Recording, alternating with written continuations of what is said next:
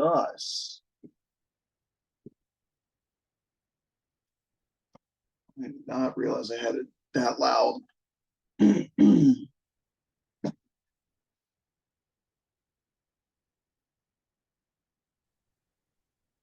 All right. This recording is going to open up with me going, Jesus, because I didn't realize how loud I had my speaker set. So I just got it with me. I was like, oh my God. Oh, I was not ready for that. It's as good a place to start it as any. Yeah. Hello and welcome back to Cape Corner, where we explore the history, story, and cultural impact of a different character or group every episode, and I never forget my intro. Never. I'm Blue. And I'm Jordan. And we're recording on a weird day today. We did not plan to record today. We're recording today because we're both physical and emotional wrecks. Yeah. I mean, you're not wrong. No, so I want to just say you're lucky that I know you and I know how you talk. Yeah. Because you greeted me like how I would expect a bot to greet me.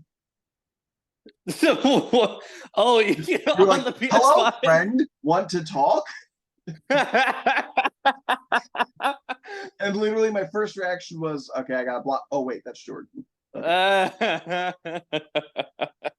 So, to let you guys in, we both, I didn't even think of that. That's so funny. We both own a PlayStation 5 now, and I typically don't make friends on my gaming systems. It's just not something I'm looking for. But we added each other on there, and normally when we talk, we message each other on Discord.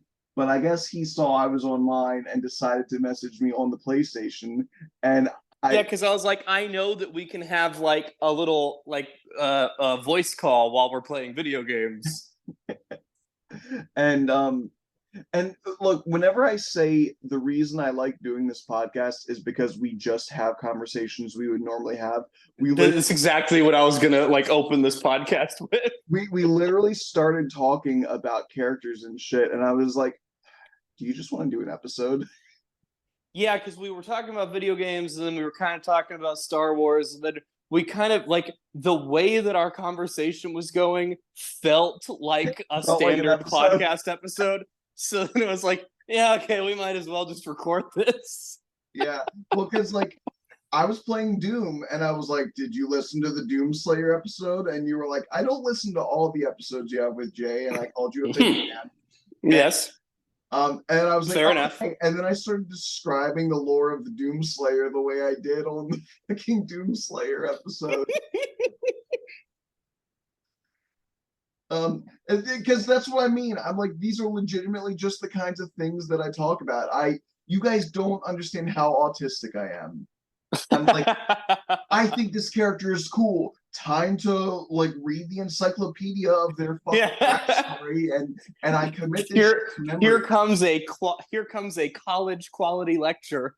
For real, because I get so excited about it, and then once I learn this information, knowledge is meant to be shared, man. You can't just keep it inside. It's gonna fester, and like you're gonna turn into a maniac. And so I have to act like a maniac. I talk to my friends like, hey, you guys want to hear about this video game character I learned about? And dear listener, to provide a bit more context to my physical and emotional comment, it is Tuesday morning. Blue just goes into work a little bit later today, but I had to call in sick to work because I don't know. I was feeling real off this morning, and I was like, I can't go anywhere. And now I think it's like my body is just like, nope, you've reached the limit. You can't do anything. If you do anything, you will fall horribly ill for 2 weeks. So you are going to sit on this couch and do as little as possible today, or else. You're lethargic. You're overworked. It's an unfortunate circumstance, but a natural one. So you're doing the right thing by staying home today. Me, I'm just panicking about I'm trying not to be homeless. Yeah, that's That's a pretty big thing. Yeah, and yesterday I was super stressed out, and for the first 4 hours of my 5 hour workday last night, I was just like withdrawn and trying to hold back tears and everything. And I was gonna tell you. I was gonna tell you one more good thing about if you move over here. That without doxing the exact locations of anyone, yeah, Chris and I live on like opposite ends of the city. So it's like no matter where you wind up, you'll be at least kind of close to one of us and within a half-hour drive of the other. So gotcha. that's kind of cool. Um, yeah, so you were playing Jedi Survivor, and I was like, maybe we'll talk about a Star Wars character. And I was Yeah. like, maybe we can talk about Cal since you're playing Jedi Survivor, but you haven't finished the game. I haven't even. Yeah, I was like, it would probably feel incomplete if I don't yet actually know how this game ends. Yeah, so So, I'm like, okay, other Star Wars characters we can talk about. I don't want to talk about the main characters because that's a thing for you, me, and Jay. Um, yeah. and I was like, who else? Huh? Maybe another video game character. Oh yeah, we could talk about Starkiller. Actually, now that I think about it, we could also talk about Kyle Katarn, but Yeah, I don't know nearly as much about him. we can do Starkiller. We already said Starkiller. Yeah. Um, hey, one of the rare episodes I can actually do a real world history segment in. Um, Cool. so I'm fairly certain I've mentioned this before in one of our Star Wars episodes, or maybe I just mentioned it in another episode. We're never on topic. But Yeah. George Lucas originally, when he was making Star Wars, had a bunch of different concepts for the movie that didn't make it into the final product because that was the era where he wasn't anyone special and people were willing to give him creative feedback. Yeah. Um, so Han Solo didn't wind up being a lizard man. All the stormtroopers didn't wind up with lightsabers, and the main character's name did not wind up being Anakin Starkiller. Uh, Yep. they changed his name to Luke Skywalker. They saved Anakin for the name of his father, and Starkiller became like a bunch of different things. There's Starkiller Base. There's some other third Starkiller thing that I know exists, but I keep forgetting what it is. Um, uh, Oh, oh, oh, I don't is it? remember. Is it? He's like they made a comic of the original draft of Star Wars. Yes, I think so. So Han Solo is a lizard man in that comic. Oh, that's a lot of fun. And so Starkiller would be like one of the main characters of that. But the first thing I can think of that actually used Starkiller in the Star Wars mythos was the Star Wars Force Unleashed games. Yes. And uh, something I was thinking about as I was cooking my two burgers that I have in front of me. Starkiller was kind of the blueprint for Ahsoka. Okay, yeah. A Padawan of Darth Vader that goes good while Vader goes bad and uses dual lightsabers of Yeah, fair enough. colors. Like that's, I mean, he is the blueprint. Yeah. Zack Snyder is the. Sorry, I know it always comes back to I don't like Zack It's Snyder in every it's single. always gonna come back to the meme. But it, I saw something where someone had this is gonna be one of those days. Someone had tweeted they just watched My Adventures with Superman, the first two episodes. oh, it's so good. It's so good. I absolutely Don't adore fucking it. But tell me somebody said Zack Snyder's the blueprint for this shit. no, the opposite. Oh, Someone tweeted and was like, "Oh, thank God this show has undone years of character assassination by Zack Snyder." And I was just kind of annoyed that it's like, can't you just enjoy it without bringing him up? as much And as I vibe with what they're trying to get at there, first of all, it hasn't undone years of character assassination. Those years still happen. those are still out there. If that's how you feel about those years, I don't. I But do. I don't.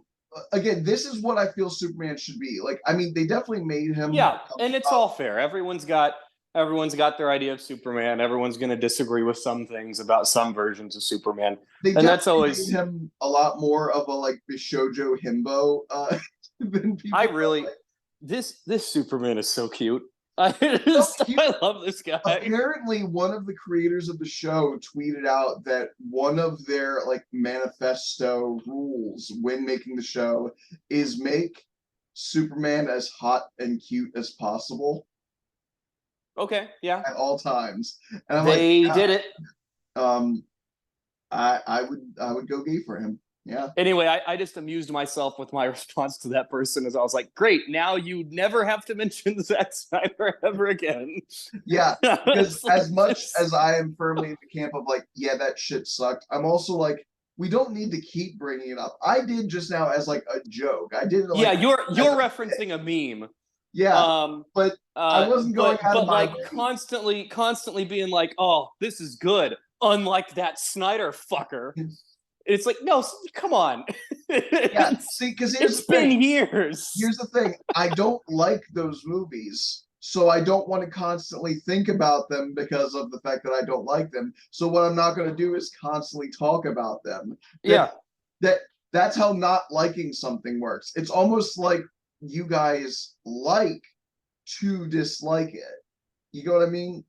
Like, Yeah, that is a prominent thing in nerd culture these days, is that there seems to be a need and an enjoyment of disliking things, where people are now more and more defining themselves by the stuff they hate instead of the stuff they love. And it's like, look, when I hate something, and I know we've had this conversation a million times, I know you're sick of hearing it, dear listener, this is just how we talk, and we're always going to bring this up, but I'm always like, if I don't like something, I just kind of don't like. I watched like one of the Fast and Furious movies, right? mm, And I didn't vibe with it. I haven't seen any more of them. But I like when news about Fast 10 Part 1 comes up, I don't like hit to Twitter and be like, "Oh, you stupid idiots appreciating this stupid franchise that I don't like." It's like, "No, I don't care. It's not my thing." for me, I don't like to dislike stuff, especially with Yeah. superheroes, because I love the DC superheroes. Um, Yeah.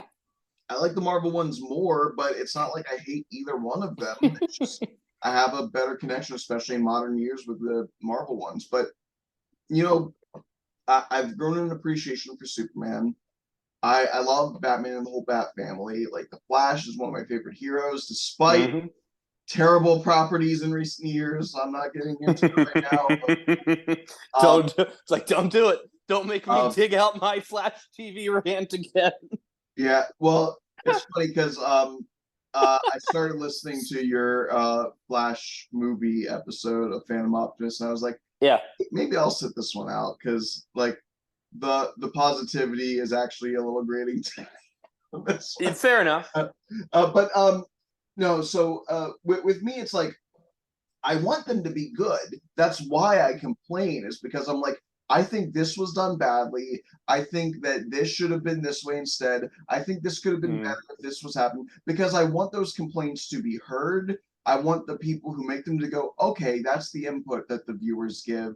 Let's Yeah, and that's always fair. next one. That's my goal. My goal isn't to just be a relentless douchebag about like and that's what the goal for a lot of these people are. They want to hate something. They want things to be bad so that they can have something to complain about. I don't want things to be bad. I want to have movies I can fucking enjoy. That's why when Adventures of Superman came out, I was like, this is great. I loved Yeah. it. This is a great characterization for Superman. Thank God I can see this.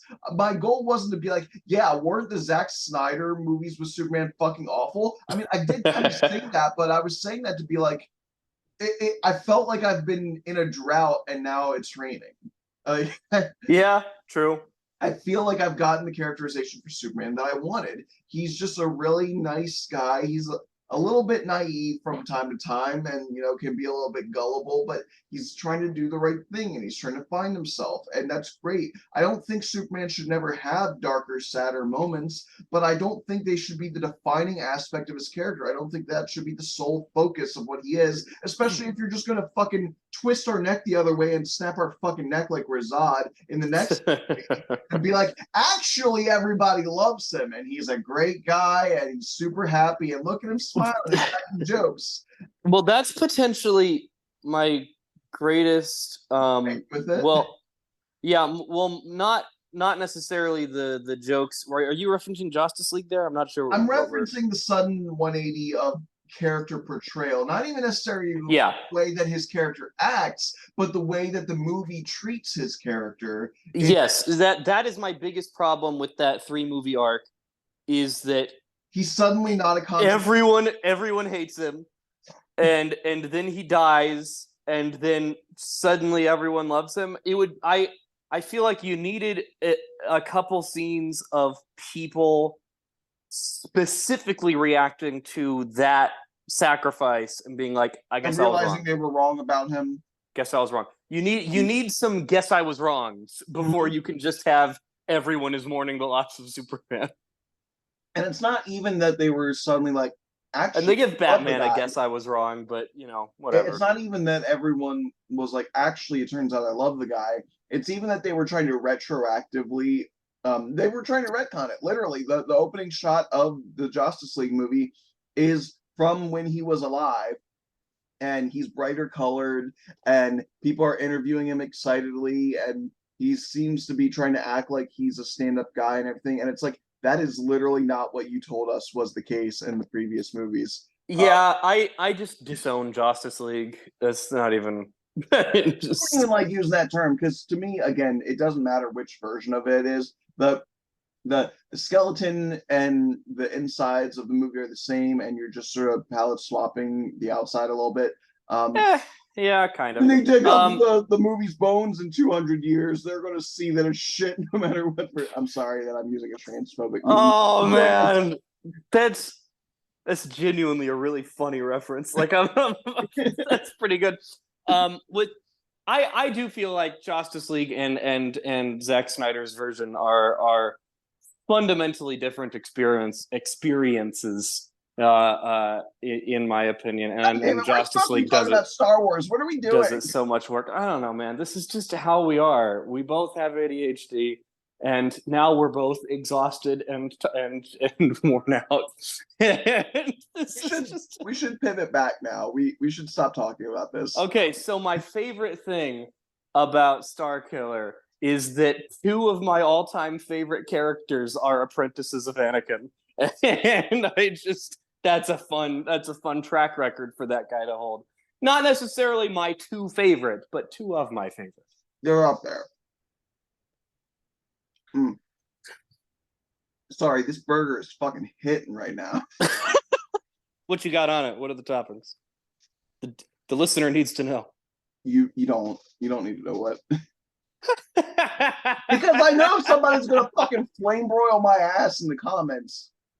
Not that I get a lot of comments, but what's his name? Scotty to Trot or whatever. The fucking hang on. I don't actually want to be a dick about it. Let me look up. What, Scotty Cameron? Thank you. Yeah. I guess you're the better person than me. Fuck you. No, I talked to him on Twitter, so his name comes to mind really quickly. I swear to God, if Scotty like comments like, "Bro, that burger's pretty cringe" or something, he wouldn't do that. He's a nice person. No, I specifically asked. I don't think you listened to this, but on the rant edition of my Flash episode, when I had Dylan Pollock on, I specifically challenged Scotty Cameron to send me a mean comment because we were talking about mean toxic fandom, and he tried, and he just didn't have it in him. I just put salt and pepper on it, okay? It's just salt. That's fine. And no bun, because I had 2 buns, but like it's just meat. So what salt and pepper. Okay, nice. Listen, shut up. What happened was I went to cook it yesterday, and they were frozen too hard together, so I had to put them in the fridge overnight. And so, because like by the time I got home from work, it was too late to go out and cook burgers when everyone else was sleeping. So I left the burgers in the fridge overnight. But when I went to make the burgers yesterday, I already took the buns, the 2 buns I had left out, and I'd thrown away the thing that they were in, the plastic wrap. And so I just set the buns aside. And when I went to make my burgers after we were done talking on the PlayStation, they were hard as bread Oh no. overnight. And so I was like, okay, I'll just eat them off a plate. So I'm just eating burgers that I boiled in water with salt and pepper on them. Okay, just On the a meat. plate. Yeah. And I know someone's going to be like, fucking blasphemer. You know what? I'm autistic. Leave me alone. I'm going to wear my. I'm not gonna call that blasphemy, but I'm also not gonna call it a burger. I think the classification no longer applies. Yeah, well, I But am going to that's call you a bitch. Suck my dick. Let me get my food the way I want. but that sounds really tasty though. Just some burger meat with It's just some the salt and perfect. pepper. It's the perfect amount of salt and pepper on it. Like I did it really Dude, well. that sounds pretty good. I'm not gonna lie to you, It's like man. I put a little too much on the burger, but because I'm boiling it in water, some of it boils away, so it wound up Yeah. out. Oh, perfect. Yeah, Scotty's Right. not gonna be mean to you for that. Just let my little disabled ass enjoy the things I enjoy. But I do not have a little ass. It is a whole dump truck there. But Oh my so god. Starkiller. Yeah, I love that. We tried real hard to pivot back to Star Wars, and it immediately failed. I was just like, yummy. Yeah. So he's got a really. It's very interesting where we first see him. If I'm thinking boy who becomes Darth Vader's apprentice, pick any planet where you would expect to meet him. I wouldn't pick Kashyyyk as like my first 10 guesses. Yeah, that was cool. It's a good way to open the story. I was blown away. I remember the experience of first turning on that game and realizing that we are playing as Darth Vader, executing Wookiees. And I was a little sad for like the first minute of being like, I don't want to kill the Wookiees, and the gameplay draws you in, and you're like, oh, this is fucking cool. This feels good. Die, Wookiees, die. Yeah. Where the fuck is Chewbacca? I got a reckoning with that. Where's that little fucker? But yeah, so Darth Vader showed up on Kashyyyk because the Kashyyyk, the Kashyyyk fucking, what is this, Naboo? The Wookiees were that's such a good reference. Like that's oh man, because that was always weird to me. The Naboo, yeah. But yeah, so they're harboring one of the only Jedi to survive Order 66, and you get into a boss fight with that Jedi, and Darth Vader obviously fucking kills him. But as he's about to land a killing blow, a lightsaber flies out of his hand and into the hand of a little kid there, and Vader's just like, interesting, and the guy's like, run, and just immediately he snaps his neck. Yeah. And Vader's basically like, all right, I'm kidnapping this kid. This will be fun. Yep. And so he raises this boy who I think there is a canonical name for him because there was a Galen Merrick. I hate that. I forgot that was his name. It's not a great name. Merrick, isn't that the name of the chick? Marin, very close. Oh, okay. I just remember it was that witch chick that I was like, oh yeah, they need to fuck. And then you've got Jyn Erso's father, the architect of the Death Star, Galen Erso. So you've got a lot of similar names out here to Galen Merrick. But that's why that I didn't like that name, because I subconsciously like was like, oh, Rogue One, gross. But yeah, so anyway, that they never call him that in the games. He just goes by the codename Starkiller. Yeah, I don't think I've ever actually heard his. It's another one of those weird Star Wars things where that's just how Star Wars works. Star Wars fans know a whole bunch of shit that is never put on screen, and we often don't know how or why we know it. I know it because of Wikipedia. Okay, but like the name Wicket, like the main, like the Ewok with the little red hood.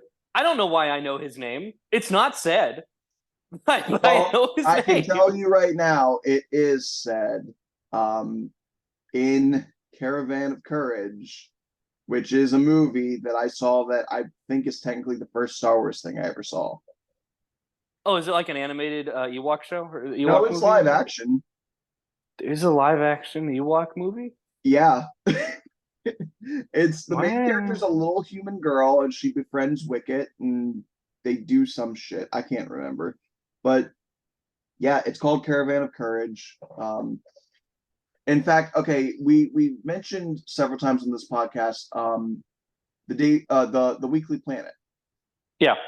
Oh, They that's where they got that name they from? That's have very a funny. segment called Caravan of Garbage, which is I never understood that that's where that name came from. yeah, Caravan of Courage, an Ewok Adventure, a 1984 movie. Um, yeah, they got like a proper Drew Struzan cover for it and everything. Okay. Well, that's fun. I'm sending you what it looks like right now. Oh, yay. Let's see what we got. Takes a minute to get. Oh, wow. Wild. You'll live Okay. this adventure. You'll love its heroes. Asterisk. That's You'll love them for the 2 hours that they stay inside your brain, and then you never think of them again. fair enough. I've So watched okay, it so that's multiple where we times. got Wicket from. That's funny. I don't know where I got Galen Merrick from because I Wait, don't. Wicket has a full name. Is this a full name? I just thought it was Wicket. Wicket Wistry Warwick, or Wicket W Warwick. Wicket W Warwick. Hang on. That's a reference to someone. Warwick Um, Davis. okay, that's what I was thinking of. I mean, Close. it's Warwick, not Warwick, but Okay. Okay. That's what I was thinking of. yeah. Um, but regardless, oh god, for whatever reason, my brain was like, okay, let's do this Ewok episode, and then I remembered we're talking about Starkiller. Thank God we're not doing an Ewok episode. Um, maybe someday, maybe in like episode 257 when I'm out of ideas.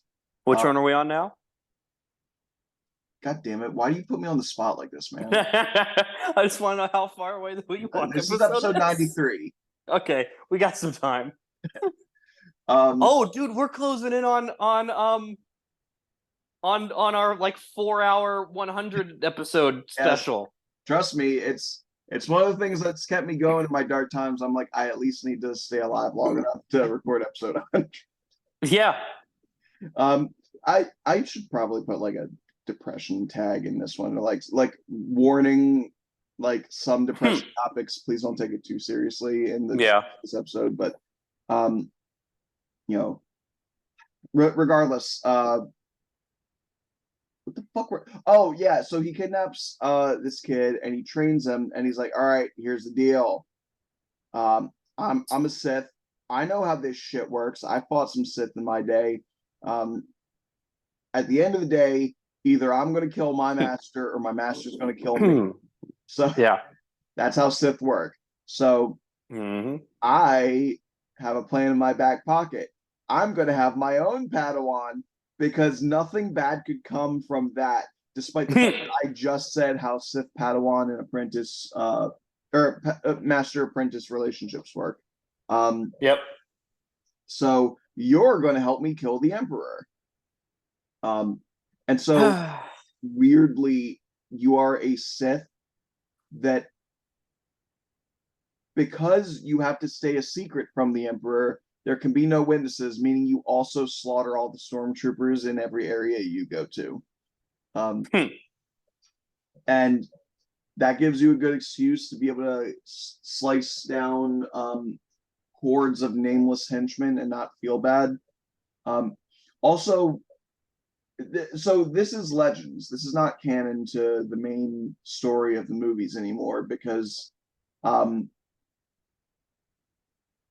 another reason. Okay, actually, now that I think about it, so in addition to Rogue One just being, in my personal opinion, not a very good movie, it's always frustrated me because now that I think about it, I was always like, it decanonizes Kyle Katarn, who he was supposed to be the guy who got the plans for the Death Star. It also decanonizes Starkiller. Because Yeah, that they're is sad. they're the foundations of the rebellion. Like they form the basis that becomes the rebellion later. Um, Yeah, that makes sense. I understand that being sad. and in the game, Starkiller does that. So it's great that a Sith is actually the reason that the rebellion forms. Um, I always thought that that was a really cool twist that a guy who's one of their greatest enemies in faction um, winds up becoming the reason that the good guys come together. Yeah. But yeah, he first fights what's okay, Ram Koda, I want to say, right? Yes, that Yeah, is his name. I'm a god. So he fights Jedi General Ram Koda, who is trying his best to maintain his dignity, but not at the time. But like in their fight, he's like blocking one of Starkiller's lightsaber strikes, and they're like crossing blades, and Starkiller's pushing it down, down, down until eventually Rom's lightsaber blade touches his eyes, and it burns his eyeballs and blinds him. Yep. And then he falls out a big hole, and Starkiller assumes he's dead. And then he fights like a weird little junk man, and he fights some other third person. And at that point, the Emperor discovers him. Yeah. And he goes, "Okay, Vader, here's your ultimatum: kill him or I kill you." And of course, Starkiller's like, "This is our chance, Master. We can work together. We can kill him." And Vader gets cold feet, and so he attacks Starkiller. Yep. Um, and he winds up leaving Starkiller for dead. And he decides, okay, well, fuck this. I'm going to get revenge on both Vader and the Emperor. Because I'm a Sith. That's what we do. We do hatred and we do revenge. And Yep. he finds Ram Koda still alive, but now wearing a blindfold bandana because his eyes got burned out, and now he's like got messy hair, and he's a sloppy drunk on some other planet. Yep. And he's like, "Fuck you, kid. You blinded me, and I'm a joke. I can't even beat a fight. You know, I used to be a great general. I used to be awesome." And he's like, "Hey, you know how you could be awesome again? If you helped me kill the Emperor." It's like it's a fool's errand. You can't kill him. He's too powerful. Unless. And so Starkiller winds up going on this whole journey and recruiting a bunch of people, including the Organas. Yeah. I always think it's neat that the Organas, no matter what continuity you're in, they're always instrumental in the foundational aspects of the rebellion. Yeah, that's true. That's cool.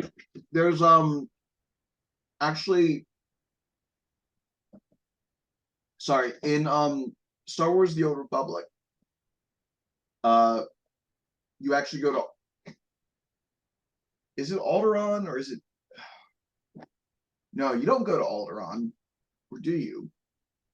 I'm not sure. I can't remember if it's Alderaan or not. I want to say it is, but it could be Dantooine or something for all I know. But the point is that you go to a planet that's inhabited by a bunch of different families, like different political groups. Essentially, it's a very politics heavy planet, and one of the big factions on the planet is the Organas.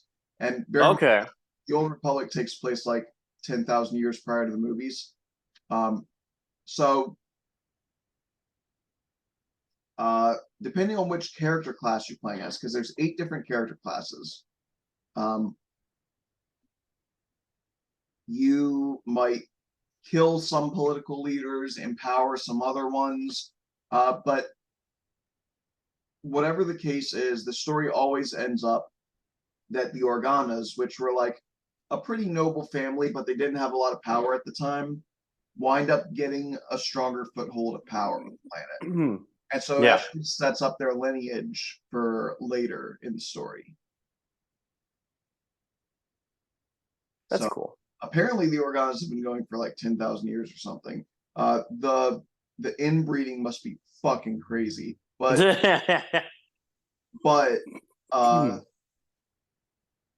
they have genetic alteration in Star Wars, so I guess they're fine. Yeah, makes sense. If they can clone an army, they can fix your fucked up webbed feet from your dad being or whatever. Yeah. So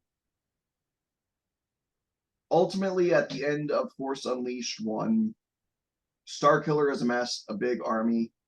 The starts of the rebellion, he manages to infiltrate their base. You get a final boss fight with Vader, and you get to choose a light or dark side ending, and this happens in both Force Unleashed games. Yes. And And I love both of them in both of the games. yeah, you your choice basically comes down to: do you want to try killing Vader, which is dark side because it's getting direct revenge against the guy who fucked you over, or do you want to try killing the Emperor, which is what all of your new allies want you to do? Yeah. And I believe if you try to kill Vader, he like slices and dices you, and the ending you get is that you become like a cyborg, like he is. Yeah. Yep. Uh, You get one of the coolest, and you get like an extra level. Um, you get fucked up. You basically turn into the new Vader, and the suit is awesome. yeah, And it's then really cool. and then you continue on to Hoth in a world where you have been in Vader's place thus far in the original. Oh wait, I think first you go to Tatooine and you kill Obi-Wan right before everyone escapes Mos Eisley on the Falcon. And also Boba Fett shows up and you kill Boba Fett. And then you go to Hoth, and this is now a world where Obi-Wan hasn't been there for the rest of that, for during the rest of the events of that movie. But I guess the Death Star? I can't remember. I do But not remember all this. but so then you go to Hoth and you get to charge through Echo Base, like slaughtering rebels and stuff, and then you get to the part where the Falcon leaves Echo Base, and it's you fighting Luke, and at some point, Starkiller uses the Force because he can do this shit to just stop the Falcon in its tracks, I was going to and say he's one of the strongest Force users in Star Wars. yeah, he's terrifying. And so he stops the Falcon, and he's basically telling Luke, if you want your friends to live, you're gonna have to give in to hatred to stop me. And so then Luke shoots lightning at Starkiller, and his friends leave, and then we zoom in on Luke, and he's getting like the yellow eyes, and we're like, okay, we're fucked. Everything's fucked. Yeah, definitely So the if dark. Starkiller chooses the dark side ending, the whole story is fucked, and I think that's awesome. Yeah, but the light side ending is the canonical one where he Yes. tries to kill the Emperor. He goes for a big sacrifice play. He gets caught in the middle of an explosion that somehow doesn't kill this frail old man. Somehow Palpatine survived. Um, and Starkiller's fucking dead. But everyone else is like, well, he was a good man and he set into motion events that will ultimately undo the Empire. So here to Starkiller. Yay. Yeah. And we'll never see him again. Except, there's a Force Unleashed too. Yep. And this time he's got two lightsabers. But I think as far as the video game goes, it's very fun. It makes you ridiculously powerful in terms of the canon of Star Wars, but it feels really good to play. You can just constantly force push people. You can grab a person and throw them. You can lift them up in the air, hold them, dangling helplessly, and then throw your lightsaber and impale them, and then pull the lightsaber out and then chuck their dead body. You can pull a Star Destroyer that's trying to launch off the planet back down. It's Yeah. insane. Yeah. And that's in Yeah. addition He's to unstoppable. shooting an enemy and turning them into a bomb and throwing them and they explode with lightning, like crazy shit. We're at less than a minute right now, so when we come back, we are going to talk about his story in Force Unleashed 2 and probably name some of the crazy feats that he pulls off, other than the Star Destroyer thing. Yeah. Dude's Meanwhile, unstoppable. I'm going to be munching on this burger. Nice. Honestly, I kind of want to try that. Like just a meat with just salt and pepper. Sounds pretty good. Let's see if this is working. Speak or listen due to iOS. Wait. During iOS. Wait a second. While you speak, you cannot hear. Okay. That sounds fucking stupid. No, that would definitely be a nightmare for us trying to talk over each other and not knowing it. Okay.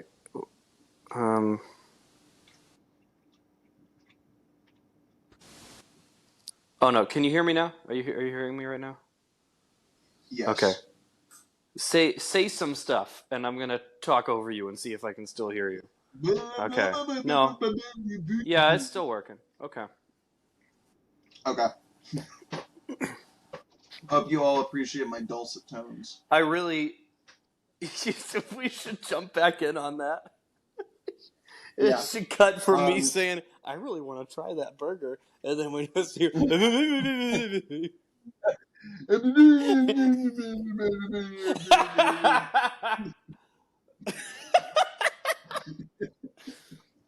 Oh, Hey, in case you guys are wondering, we're trying something new. Zoom fucking sucks balls. Fuck you, Zoom. You damn cool Flash milling you. Yeah, no, we normally record on Zoom, and it's just been getting progressively worse. First, it was like, okay, you have an hour to record a segment. And it was like, okay, well now you have 40 minutes to record a segment. And I was like, okay, wow, rude, but whatever. And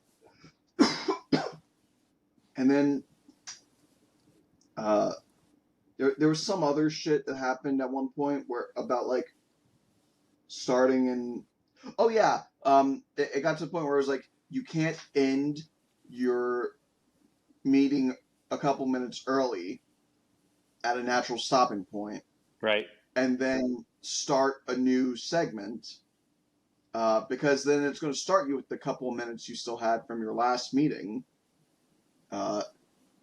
which is why we always like have weird fucking cutoffs because we have to let it cut off by itself, and we it's very well now it's like, hey, you have to wait 10 minutes after doing a meeting before starting a new meeting. I'm like, all right, that's the last goddamn straw. I'm going to try this Riverside thing instead. Fair enough.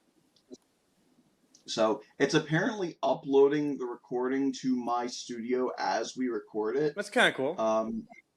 Yeah. So I don't know. We'll see how this works. It seems a little bit more professional. Like there's actual like settings we can adjust and stuff. Neat. So we will find out.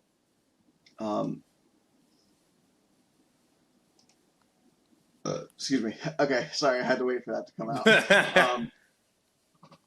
I was like, I can't start talking because I know that this is coming. Hey, clones are a thing in Star Wars. But guess what? Starkiller got cloned. Maybe, probably. We're not completely sure. That's the thing. They sort of did they, didn't they, for a lot of the story. Like, is he a clone? There's like Ram Koda meets you. He's like, I've never met a clone that could use the Force, right. So I think it's bullshit the idea that you're a clone. And the Vader tells you to your face, you're a clone. The original one died, and other people are like, no way, man. There's no way you're a clone. I believe you're you. And some people are like, does it fucking matter, really, if there's only one of you? Yeah, that's the fun. I think we've kind of had that philosophical discussion before of like, there's only one, and you have all the same memories. Should you care if it's still you? If one of me dies and I get cloned, then I just personally feel like I wouldn't have an existential crisis because I'm just going to be like, okay, I mean, well, there's only me, so I'll just keep being Yeah. me. Who cares? Who cares whether I came from a gross womb or a test tube? It doesn't Hmm. matter. Like, I'm effectively still me. And if it's like a Ben Riley situation where it's like, haha, wait, I'm still alive actually. One of us is a clone. I think me and the other one would just look at each other and be like, all right, I mean, we're kind of living two different experiences, so who gives a shit? I guess we'll just be like brothers. Yeah. Um, what was that? Hang on. So like the first thing I thought of was like Killer Frost, but I think there's another thing, right, where there was like a couple of clones that were just like hanging out with each other. Um, it's not Austin Powers. My brain keeps trying to go back to Austin Powers. That's not what I'm thinking of. Clones that are just hanging out with each other. Yeah, it was like a person and their clone, and they're like, yeah, we're just kind of chilling. It's fine. Hmm. I don't know. I mean, It it's was like like an old one of those it's like an thoughts. old Michael That, Keaton movie. It's about that. no, not that. No, there was like something that flashed in my head for like a split second and then disappeared because I started thinking of fucking dumbass Austin Powers having a threesome with himself. I love Austin Powers, don't get me wrong. Okay, but let's be But real. anyway, Would you do that if you had a clone? fuck yeah. Spit roast while I can just like high five the other Yeah, guy. Yeah. it's great. Yeah. Because like if if it was like some other dude that I was like trying to have a threesome with, I'd feel like really awkward and self Yeah, conscious, and I'd be like, "Oh, am I measuring up to what this guy is doing?" But if it's just another me, I'm like, I "Hell know that yeah, I'm we're measuring both up to awesome." what that guy is doing. Yeah, we have the same measurements, baby. Oh my god. Anyway, we don't know if he's a clone or not. He is. I'm pretty sure it's been confirmed that he is. I know it is definitely confirmed if you pick the dark side ending that he's a clone. But if you never pick the dark side ending, it remains ambiguous, I believe. Yeah, there's a page for him. Subject 1138. Ah, Uh, cool. clone of Galen Merrick. Okay. Interesting. Thank you once again, Wikipedia. Always the saving grace. But Yes. oh yeah, no, sorry. I remember because I was like, I could have sworn the story confirmed it. The story definitely does confirm it because the big sticking point was we've never seen a clone use the Force, so you can't be a clone. Except towards the end of the game, you fight a bunch of Force using clones. Yeah, that's true, but they're all like weird and deformed. So I had always taken that to mean, oh, so they've been trying to, but they don't actually know how. So this must still be the real one. But then yeah, if you choose the dark side ending, the game makes it super fucking clear. Yeah. Um, would that make them the Snokes to his Palpatine? Probably. I guess so. Um, though I guess Palpatine also came out fucked up, but you get what I mean. Yeah. Uh, so regardless, he. Okay. Oh yeah. Thank God. Her name was Juno. So he had an Imperial agent that was working with him in the first game named Juno Eclipse, um, which is a badass name. I wish my last name was Yep. Eclipse. It's a good one. But she just a real rigid bitch at the start, but literally as the game goes on, she loosens up in both attitude and appearance. Like at first, her suit is completely buttoned up and her hair is like in a really tight bun, and she has the hat on. Eventually, she loses the hat. Eventually, her suit becomes like less tightly buttoned up. Eventually, she literally lets her hair down. She like chills out as the game goes Yeah, on, that's cool. and they have like kind of a little romance thing, but then he dies. So they she winds up having a full romance with the clone. Like, Yeah. um, she's like, "Oh, thank Christ, you have a second lease at life. Um, I'm gonna smooch you really hard." Um, okay, the intro level for Force Unleashed 2 is one of my favorite video game levels ever. You're on Camino, and Camino is built like a video game Yes, it level. is. Just lightning strikes all over the place. Creepy hallway facilities with glowing vats of shit. Um, you literally jump down the sides of these giant metal towers with lightning striking and arcing off of them, and you have to fly through the air, dodging the lightning bolts, and also throwing your lightsabers at enemies that are like in ships trying to fight you. It's so fucking cool. Yeah. It's got some cool shit. um, yeah. Oh, and I forgot he goes to Cato Nemoidia. That's it. Yes. He goes to Cato Nemoidia to rescue Ram Koda, who he's all chained up, and it's very Episode 2 Attack of the Clones. Yeah, we get to fight like, in a big arena. you get to fight a big monster in a big arena while your master's chained up. That boss fight between him and the Gorog is awesome, because like they're sending all this shit at you, right? And you're slaughtering through them all. And so they're like, send out the Gorog. And this giant monster appears, and he stands up ready to fight it. And then as it's about to charge at you, a giant hand comes up and squashes it. And an even bigger giant monster comes up, and that's That's Gorog. a really good intro for a creature.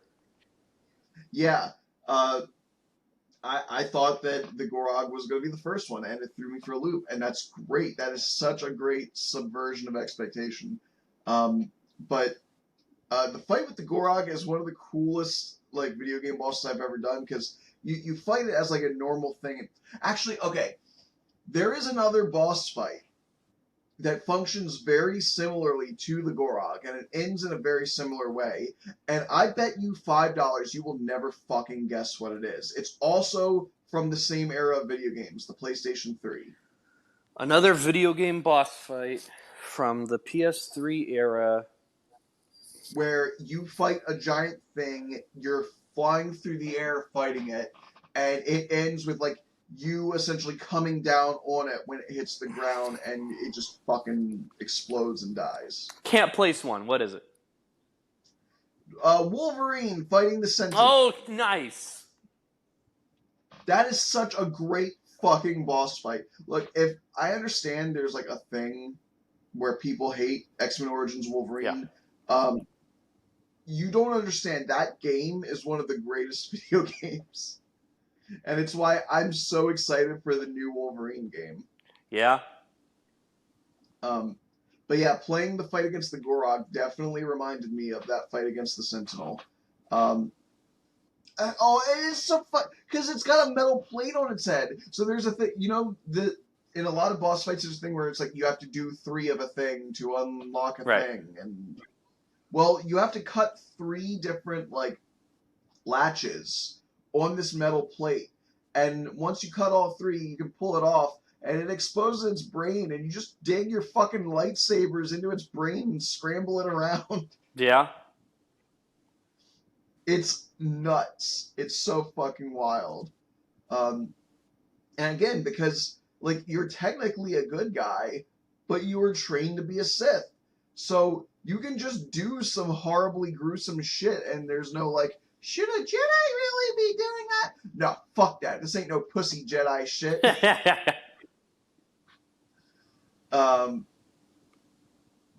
But yeah, he saves Ram Koda. Ram's like, it's great to have you back, kid. And he's like, look, I'm not him. I'm not... actually, I have the quote right here. I'm not Starkiller. Not the original Starkiller, anyway. I'm a clone, grown in a vat by Darth Vader to take the old Starkiller's place at his side. And Ram's just like, bullshit! He's like, you're fine, kid. I don't give a fuck. Let's go. Woo! He goes to Dagobah, and he meets Yoda. Yep. I was shocked when we got that scene. I was fully not expecting to see any of the big characters from the movies. but it's great. Like he goes in the Force tree and he gets a like Luke's vision of fighting Vader, and he hits him in the face and his helmet shatters and he sees his own face inside the Yeah. helmet. That's cool and all, but that never really fucked me up like the scene with Starkiller did, where because he's in the middle of this like section of vines, and it's just a bunch of arms that suddenly start reaching through the vines, and they're all trying to grab him, and it's a bunch of other Starkiller clones, Yeah. and it really hammers home the identity crisis that he's having, that he's just one of these many clones, and he's not really important. He's not the original. They're all these abominations unto nature. He doesn't feel truly alive. His big crisis in the game, it's no longer simply trying to help the rebellion, trying to get revenge, trying to bang Juno. Like they're all still there as motivations, but his main thing now is he feels he doesn't deserve to be alive. Yeah. Because he is the shadow of a true hero. He did not do all these impressive things that everybody else likes him for. Um, and I'm pretty sure by the end of the game, like that comes to a head, and he's like, "I'm not special. I'm just a clone of a guy who was special." And somebody tells him, like, "Dude, did you see the stuff that you've done in this game? Yeah. Like, you're fucking cracked. You've done amazing stuff since being a clone. So who cares? You're still amazing. You're still special. We still think you're awesome. We're glad to have you around. Even if you're not the original guy, you've already made a name for yourself." Yep. And he's just like, "Wow, that's a great point." um, it's I I do think it's kind of funny how like identity crisis and stuff like that are sort of resolved in fiction. And I don't get me wrong, I'm not mad at it. I'm not one of these people that's praising the fucking Puss in Boots movie for having a realistic depiction of a panic attack. Um, I'm not one of these people that is complaining that Turning Red doesn't have a 9/11 sequence in it. Like I don't think it needs to be realistic. I think if you're doing a movie or a video game or whatever, it needs to be enjoyable more than anything. Yeah. And sometimes having things be overly realistic takes away the enjoyment. So if we were to have him go into fucking therapy or whatever, that probably wouldn't be as fun. It wouldn't make for as tight of a story. So I appreciate what they did do. Now, here's where my memory starts to fail me, because it's been years since I played through this game. The different endings. The endings I've got down. Cause yeah, I know in the light side ending they capture Darth Vader, and he's like strapped to a thing on their yes. ship. Firstly, that last fight against Vader is one of the most fucking epic, like, anime super badass endings I've ever seen to something. This game is very much the progenitor of Star Wars anime crossover, because it feels like bombastic action of an We've anime. got the deal where Starkiller like picks a giant lightning rod out of the ground and is shoving Darth Vader off of the platform with it while shooting purple lightning at him because he's harnessing the storm. And it's like, this is the coolest shit I've ever seen in my life. It is. But yes, so your choice at the end this time is whether or not you spare Vader. And choose light side ending, we capture him so we can go interrogate him and try to get more info. And yeah, that has us end the game with Vader strapped up to something. And Starkiller gives, I think his wording of this was also what made me think it's meant to be ambiguous if you choose the light side ending, was that he walks in and he says, I let you live. You tell me I'm a clone, but I chose to spare you. I've finally broken your hold over me. And then he just walks away. And then we see the ship fly away, and then we see the Slave One following it. So it's like, okay, Boba's gonna break Darth Vader out, and then the series will progress as intended. The canon ending. Yep. The dark side ending. I fucking love these dark side endings. They're Wait, I remember. Doesn't he like go to kill him and he winds up slaughtering all of his allies or no, something? well, yeah. So if you choose the dark side ending, Starkiller pulls back his lightsaber. He's ready to cut down Vader, and then we have the explicit confirmation that you're a clone because another clone stabs you from behind, right as you're about to kill Vader, and says like, okay, so now not only have they made a Force-using clone that looks normal, they've also perfected the process and made this one without free will. And now you start playing as the Now evil you're one, playing that's as the right. evil clone, and you go to Endor, and you've got to kill. You just slaughter a shit ton of Ewoks and rebels, and then you kill Chewbacca, and you kill Han Solo, and then your big final battle is with Leia, because in this continuity, Luke died on Hoth, and Leia went to Yoda to be trained. So now Leia is a Jedi, and you have to fight Leia on Endor and kill her as well. And that's it. If you choose the dark side ending, you obliterate the Star Wars universe. Yeah, man, it's so cool though. See, like you're describing these like extra story beats. I don't remember. I only remembered the the I cutscenes. think it's because From those were DLCs. So there's a oh, chance that there's a was chance that you've never played them. yeah, because you describing all the fights like against Luke and everything, I was like, when the fuck did that happen? I think I should remember Yeah, that. I never actually played the DLC for the first game, but I found a YouTube playthrough of it, so I know what happens. And I did actually play through the dark side ending of the second game, and that it made me so sad. I was like, "No, please don't make me kill Chewbacca, please." I was like getting to where it's just.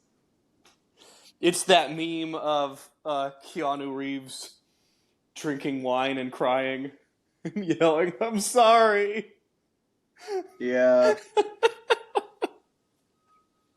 Oh yeah, and one of the sad things about that dark side ending too is that Starkiller, well, the original clone that you played as throughout the whole game doesn't immediately die upon being impaled, and so he gets to see the assassin clone kill Juno in Oh front of yeah, I him. forgot about that.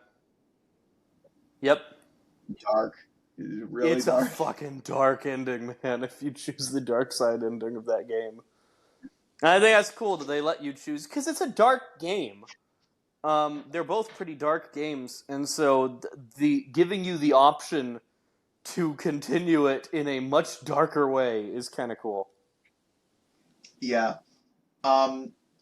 Now here is where I will start to get controversial and maybe upset people. Gasp! Blue being controversial and upsetting people? What? How? Who? When? I would have never seen this Yep. coming. Yeah, I know it's my whole fucking thing. But I feel like I'm starting to get controversial, but in like, but like not in a here comes a hot take kind of controversial, but just in a hey, let's see what happens kind of controversial how dare when you? everyone else has already made up their mind about something. Yeah. Well, you're also getting like I'm definitely rubbing off on you. I can tell by your shit. Um, because like from what I used to see from you, you'd be like I don't know. I think I kind of like this thing, or maybe I'm excited to see how it goes. And other people would start saying stuff to you, and you just kind of like ignore it or be like, whatever. But nowadays, you're like, I don't know. I think I want to like this thing, and they'll be like, "Huh, you fucking idiot," and you'll be like, "Listen, you fucking loser! I said I'm gonna like it. Suck my cock."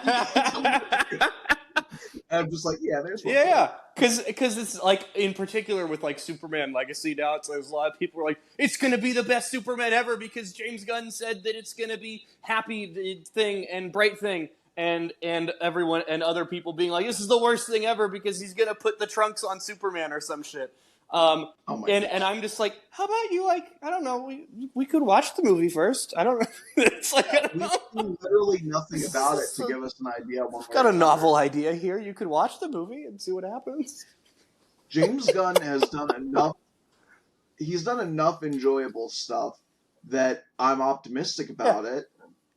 But I also know that Warner Brothers has a dark history with trying to make fucking anything Superman related. So I'm also cautiously optimistic. I'm gonna wait and see like my first trailer for it and whatnot before I start to assume what it's gonna be like. Yeah. And, you know, maybe a plot synopsis, like who's he dealing with? Is he gonna fight Brainiac? Can you imagine if we ever actually get Brainiac in a fucking Superman movie? Wouldn't that be great? Mm. Or terrible. It could also be fucking awful given how they've handled things like Doomsday. I don't know why you just made me think of this, but I was listening to. I think I've brought up some of this before, but I was listening to James Gunn appearing on Michael Rosenbaum's podcast kind of recently, and he very much amuses me whenever he was asked about any details. Michael Rosenbaum was like, "Hey, so your Lex, like, you know, when you cast your Lex, what, like, you know, what tone are you going for? What kind is this going to be? Like the real estate, you know, asshole Lex? Is this going to be cold? Fucking, Is this going to be like the Smallville Lex, like the cold calculating?" And James Gunn just goes, "What makes you think there's a Lex?" And he was like, "Well, I thought that came out." And he's like, "No one said there's a Lex." And he goes, "So there's not a Lex?" He goes, "I didn't say that." And he's just constantly like, he just amuses me when he answers questions. Yeah. I mean, it's kind of like, I don't know. I feel like if I was a movie maker, I just wouldn't do interviews. Yeah, probably. Because people would. That's the problem with, well, the problem. No, that is one of the problems of modern Hollywood. Yeah. I know, I almost said a real faux pas there to assume that there's only one issue with modern Hollywood. But the one of the issues is that we know everything about a movie before it comes out. Yeah, we're getting so many unwanted Deadpool 3 information right now. I knew so much about this stupid fucking Flash movie before it ever even came out. And I knew it so long before the movie came out that by the time the trailers started coming out, I had already forgotten that information. I forgot that Supergirl was going to be in the movie because it had been like 6 years since I heard that news. Yeah. So, I don't know, man. I don't need to know every fucking character that's going to appear in a movie. I kind of just miss a time where I could go and watch a movie. That is getting very annoying, and it's pretty recent because, I mean, I don't know. Maybe I was a little bit better at avoiding things. Maybe I just wasn't on Twitter as much. So maybe that's the answer. I think it's social media largely. I think so because we like these characters, and so we follow the topic of these characters, and in that topic, people post all of this like spoiler adjacent shit. But like when Endgame was coming out, I didn't know a damn thing about that movie when I went in to see it. They were so quiet about Endgame, and I'm like, I want more of that. I would love if I hadn't already seen the set photos that are going around of Deadpool 3 right now. I would be so much more excited for the movie if I hadn't seen those. Even when the trailer for Endgame came out, it had like nothing in it. It had like Tony, like, it gave you a vibe. It showed them all in the red and white suits, and they're like, "We're gonna do it. We're gonna save the day. We're gonna avenge. We're gonna avenge the thing and do the thing that we're gonna do." and they didn't show who the villain was. They didn't show that they were going to time travel. They didn't show us jack shit. In fact, I assumed going into the movie that their goal was going to be to beat Thanos and get the Infinity Gems, but no, the gems are destroyed. He gets Yeah, that decapitated. was one of the best roller coasters of a movie I've ever been on because I didn't know a damn thing. Oh, it was. That's how you do. And look, like I'm not one of the people that avoids trailers like the plague. Like my buddy Gene, literally whenever we're in the movie theater Close eyes and or leave. uh, he when a trailer comes on for a movie he doesn't want to see, um, he'll get up and he'll walk out of the theater for like 2 minutes and then come back in. In fact, a lot of times because he knows I've seen a lot of these trailers, in the first like 3 seconds, he'll lean over to me and he'll be like, "What's this a trailer for?" Yeah. And if I'm like Blue Beetle, he just wordlessly gets up and leaves. But if I'm like, I don't fucking know, he's like, "Okay, we're fine then." Yeah. That's pretty funny. Because if I don't know what it is, then clearly I don't care too much about it. It's probably some fuck. It's like that one thing with the Harry Styles and the Florence Pugh, and they're in the fake 50s or I whatever. just realized an advantage of if you come to live here, we can see movies together, and that's going to be very exciting. Oh man, yeah, that would be cool. It would suck for other moviegoers though. Like, we have podcast discussions in the theater. Probably. Yeah. We brought that up before. In case anybody's curious what we're talking about, again, I'm looking for places to live, and I am tenuously considering living in the same area as Jordan. And okay, I might actually cut this part out because you don't want to really like dox yourself or anything. Well, no. But there's a bit I was thinking of like we could do at some point. Oh, okay. Wouldn't it be funny if if we just had like a small like 1 minute video clip trailer or something like post to YouTube or whatever where it's just like a video thing of you in your house or whatever and you're just like, all right, it's time to record with Blue. We're doing a Cape Corner episode. You know, normally he's awake by now and he's started up the call and where is Blue? Like, the door behind you opens and I'm standing menacingly in there and you just start, That'd be good. Yeah, we should do it. Yeah, cut this. We should do that. It'd be so funny. I just burst in like a fucking horror movie monster and it just cuts off with you screaming. Kool-Aid Man, that shit. Yeah, I mean, obviously I'll have to be careful not to like cause property damage or anything, but I don't know. I might cut that out. I might leave it in. It's entirely up to you. So we got super sidetracked from the moment that you said you were about to get controversial, and I was really excited to hear what it was, and then I accidentally derailed the conversation. Oh, yeah. I forgot. I think I prefer the canon of events where Darth Vader trains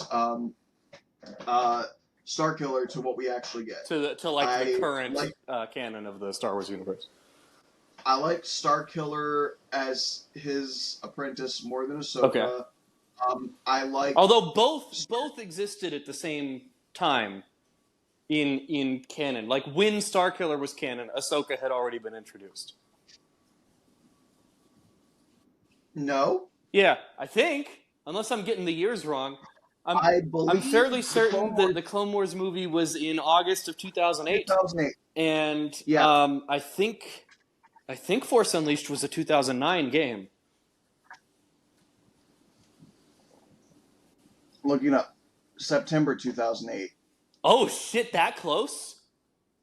Yeah. So maybe they didn't know about each other's story. Okay. That's an interesting thought. So, from a technicality, Ahsoka existed by the time this game came out. But, hang on. So, Force Unleashed was September 2008. Okay. And the theatrical release of the Star Wars film came out in August of 2008. So it came out 1 month Yeah, before. But bear in mind that working on a video a lot game longer. takes Yep. longer than working on a single So by CGI conception, movie. Starkiller was probably first, but by Yeah, public awareness of canon, Ahsoka predates him by a little bit. by a month. Yes. Um, okay, so fine. I guess I can accept that as them being relatively in the same time frame. But still, my point is that um, while Ahsoka and Starkiller don't necessarily like are they're not necessarily unable to exist in the same canon together. Like they don't conflict each Yeah, other's you can put them stories. both in. They're at the same time, Ahsoka is part of the current canon, which has kicked Starkiller Yes. out.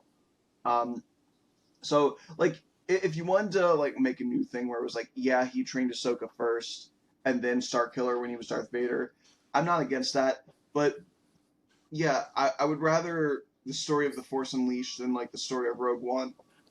I would rather, uh, and it wouldn't necessarily like decanonize the original trilogy or anything unless you were going for the dark side ending, but that could just be like an Elseworlds type thing. Yeah.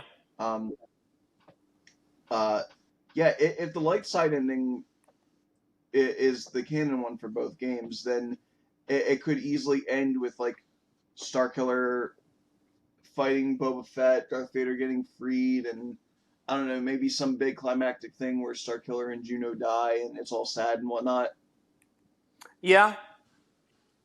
I really But I I like, would have given anything to watch to play Force Unleashed 3. I really wanted to know where we were going to go with that.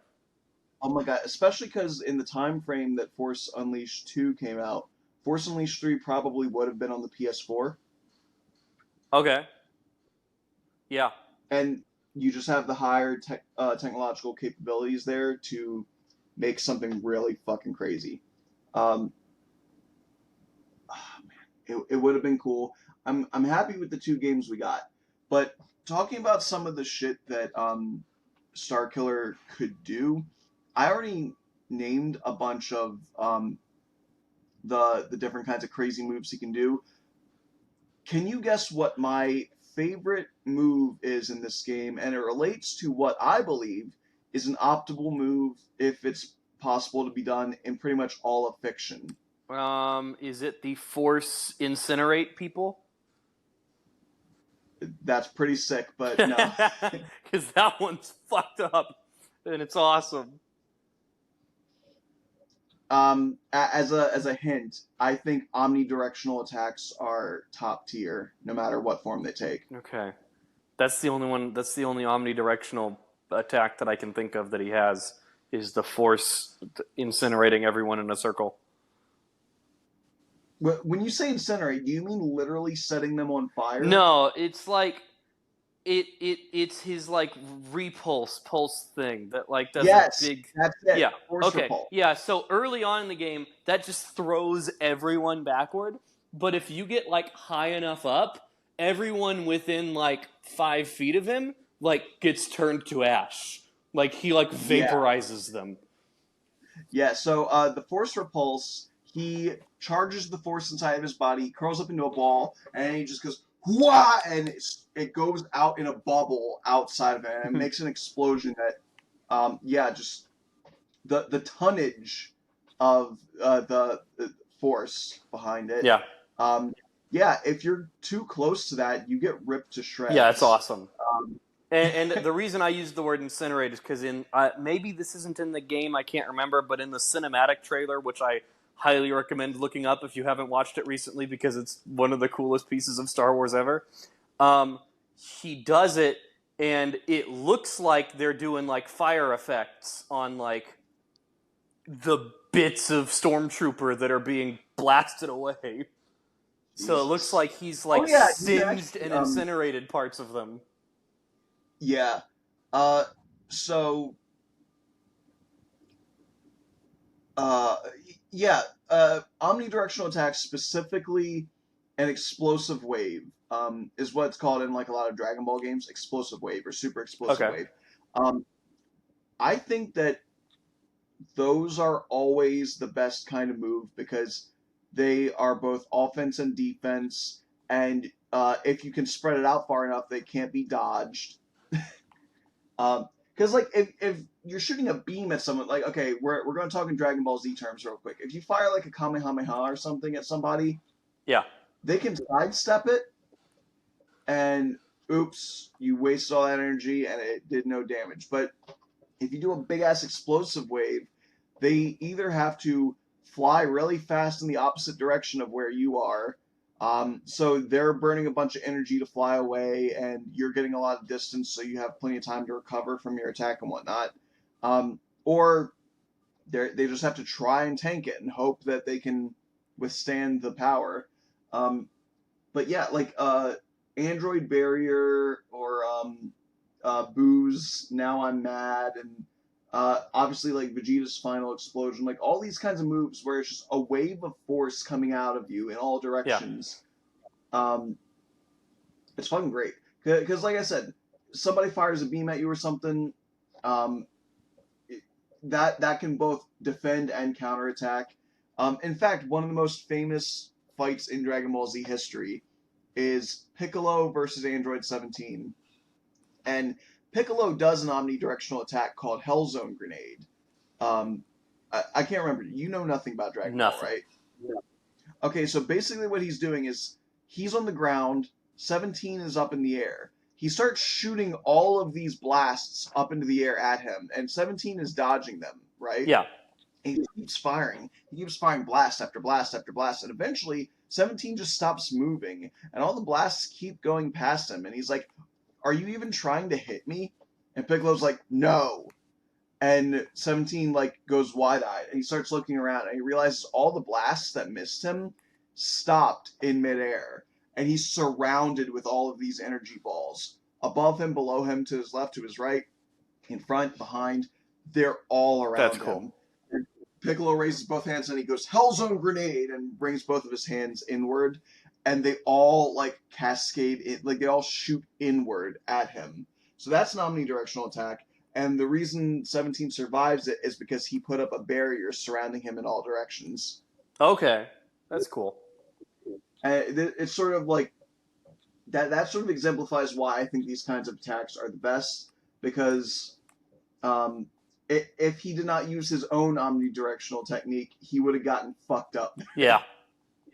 There's no dodging something like that. So I think Force Repulse is really cool. I wish we could see it more. Because it's one of those things in fiction, and especially in Dragon Ball, whenever I see a thing where they're like, we can't hit him, he keeps dodging our attack, I'm like, do a Force Explosion. Like, oh, if only there was something we can do, I'm like, do a Force Explosion. Yep. Maybe if we fire 2 beams and they're both homing, and I'm like, just do an explosion move. Because they can't dodge that. Yep. So I'm glad you can do an explosion move in this game. Sorry, I know that was a very long rant for a very simple point I was making. Dude, that thing is awesome. And the way it is depicted in that cinematic trailer is one of the coolest looking things I've ever seen. I also want to say this is one of the first times, and it's not the first, but it is one of the few times in Star Wars media where your character has access to black lightsabers. Oh yes, that's true. And I don't actually know if the dark saber functions in this way. You would think it would, since it is a black lightsaber. Yeah. But for normal black lightsabers, it is canon to the way they work. I mean, they don't even exist in canon, really. But in the instances, like in the legend stuff where they do exist, a normal lightsaber sears through you and cauterizes the wound and everything, and that's how that works. If you come into contact with a black lightsaber, it disintegrates your body. Like your whole body, if it hits you once. Yeah. Yes. Okay. That does not seem to be how the Darksaber works. Yeah, because like if you get an arm cut off with a normal lightsaber, ouchies, you lost an arm. If you get an arm cut off with a black lightsaber, the like burning, decaying effect goes up your So whole body. And you why die. does that happen with a black lightsaber? What's different I don't about know it? because it's really fucking Okay. cool. So I'm just trying to figure out if it's meant to be like, is there a different science to how they're made, or is it like, are they cursed? Is it like a magic thing? Um, I've never heard that and don't understand how that works, and that's really interesting. Hang Because on. I know that I'm pretty sure that in the current canon, the dark saber is the only known black lightsaber. It's not quite a black lightsaber; it's more like a katana that's glowing. Um, It's like an actual saber. Like it's the only yeah, it's it's the actually only shaped like a sword. sword shaped Um, uh and lightsaber. It's I very think funny. the reason it's shaped like a sword is that this is supposed to be like the oldest one that anyone has access to. It's an ancient relic. It was Why is there a Wikipedia entry on color? Just like the concept of color. yeah, of course there is. Because each colored lightsaber is going to do a different thing, or No, mean a no, different thing. no, just Oh, color. just the concept of having color on things. The pictures are like, look at this picture from the movie. There's a lot of colors in it. This water Um, is blue. yeah, Oh. that's literally what that page is. Oh, that's funny. I'm trying to find a Wikipedia entry on black lightsabers, and maybe the lightsaber page on Wikipedia. Hang on. Interesting. But it was like a thing. It was like an actual thing where more than one game had black lightsabers, and their like functionality is that they disintegrate things. I don't remember it working that way if you equip it in The Force Unleashed, but maybe that was just like a bonus thing in The Force Unleashed that you can look like you have black lightsabers.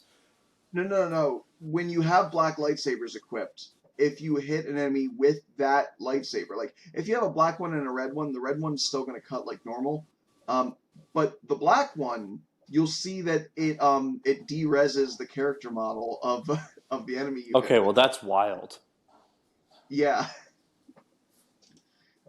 I do remember that because I was looking out for it when I played the game. I was like, is this actually going to disintegrate the guy? And it did. That's pretty cool. I like that a lot. Okay, hang on. Can you hear, The only dear listener? I would like to invite you to listen to the construction that's always happening right outside my window. Okay. The it says in canon the only black lightsaber is the dark saber. Uh, Yeah. There's some construction sounds for you, dear listener. yeah. Um, I don't know. I got bored the for a black second. lightsaber only the black lightsaber only exists in video games since the Star Wars Legends. The main example is Star Wars: The Force Unleashed and Force Unleashed 2. In the game, the player can use a black kyber crystal to change the lightsaber color of Starkiller. Um, Another video game with a black lightsaber is Star Wars: The Old Republic. List of black lightsaber users. Um, okay, in canon, I'm assuming that's just all the people who wield the dark saber. The only person that lists in this fucking sucks. This page sucks. What does it say? Why? What sucks about it? Well, because it only lists Starkiller as a user in non-canon, but there's more than that. Yeah, I would Um, imagine there should be. Yeah. I'm having a lot of trouble finding information on black lightsabers now because thanks to the fucking Mandalorian, everything that pops up is about the goddamn dark saber, Yep. and I don't want to know about the dark saber. I want black lightsabers. Pissing me off, bro. Anyway, look, just take my word for it. It was a thing in the mid 2000s where they were starting to use black lightsabers and they disintegrated everything, and now I can't find that information because the internet has become a capitalist hellscape and they only give you access to information that's going to give them some kind of profit. Well, that's interesting. I'm going to have to look that up later because I've never heard that about black lightsabers, and I did not know that that was a thing. That was very interesting. Yeah.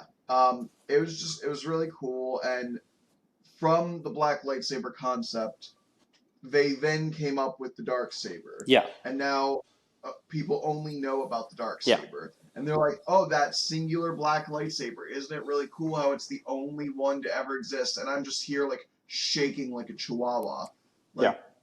it's not. The dark saber is cool. I get irritated when, because of the disparity between canon and legends, all of these cool concepts get completely dicked over. Yeah, that makes sense. Again, the stuff like Kyle Katarn and the whole Jedi Outcast story or Jedi Academy and all that stuff. It's like they take concepts that have already been done and done cooler and then fold them into canon in different ways. Like the entire storyline of Clone Palpatine was done worse in Rise of Skywalker. And bear in mind, I didn't hate Rise of Skywalker. I kind of Yeah. liked it, but I can still acknowledge that it was done better in the comics. Um, I don't know. And like some of it gets ignored, but that has the potential for other neat stuff. Like Mara Jade isn't a character in canon, but that opens the potentiality of canon Luke Skywalker being gay. That's true. Because like I Luke loved Mark Hamill's response. Someone was like, "Is he gay?" And he was like, "Yeah, if you think he's gay, he's gay." and he's like, yeah, that'd be cool, right? Mark Hamill's a real treasure. Love that guy.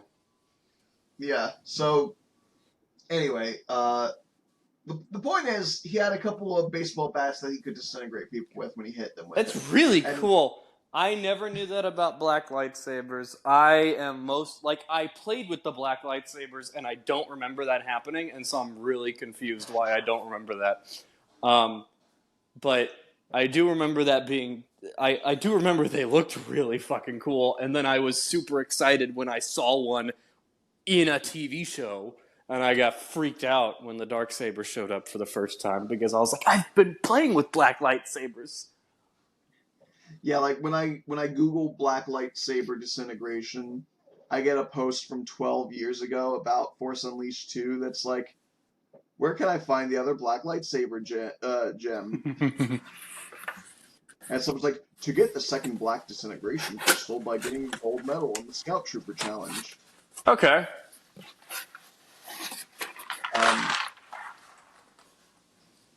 And then there's another one that's like, in Star Wars, why did Obi-Wan disintegrate when he struck by Darth Vader? That's pretty funny.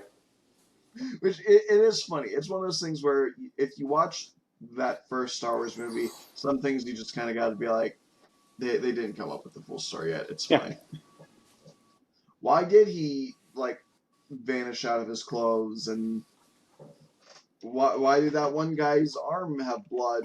Like, okay, yeah, the blood's weird. I'll buy the disintegrating out of your clothes thing because forward from there, we've seen that when someone who's super with the Force dies, they disappear. If they're gonna get to be a Force ghost, they disappear.